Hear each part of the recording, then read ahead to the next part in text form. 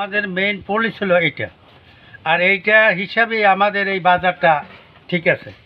আর বিশেষ করে এখানে হলে যত স্কুলের বাচ্চারা এবং মহিলারা এবং সাধারণ জনগণ এই পোলটা দিয়েই বেশি হাঁটাচলা করে, যার জন্য আমাদের এই পোলটা আরও ভালো হওয়া দরকার।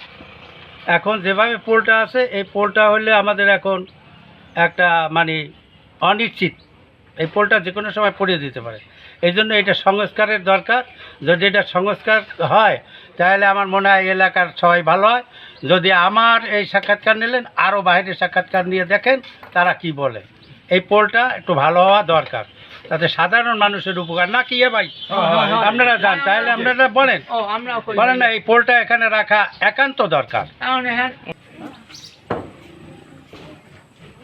এই পোলটা খুবই একটা দরকার। আমাদের এই পুরান বাজারটা একদম পঙ্গু হয়ে যায় না থাকলে। হ্যাঁ, না থাকলে আমাদের এইটা খুবই অসুবিধা।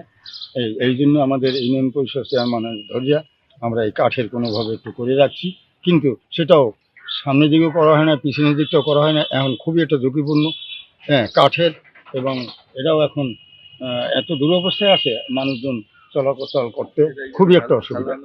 আমরা খুবই একটা, আপনাদের দাবি কি? আমাদের দাবি এই ব্রিজটা পূর্ণ মেরামত হয়ে ভালো হওয়া। হ্যাঁ, এটা মানবিক আর্থিক দিয়েও মানুষ অনেক হেল্প করে পোলটা করছে। এখন বাদ বাকি যদি সরকার একটু বিবেচনা করে, তাই পোলটা পূর্ণভাবে চালু হইলে মানুষজন যাতায়াত করতে পারে।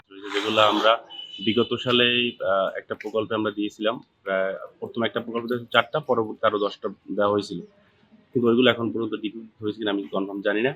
কিন্তু পরবর্তীতে এখন নতুন একটা প্রকল্প আসছে, যে প্রকল্পে আমরা আয়রন ব্রিজ এবং অন্যান্য যে কালভার্ট ব্রিজ, ছোট ছোট ব্রিজ দেওয়া যাবে, এগুলো আমরা ডিপি অন্তর্ভুক্ত করতেছি।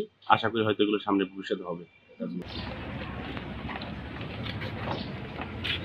ওয়ালাইকুম আসসালাম।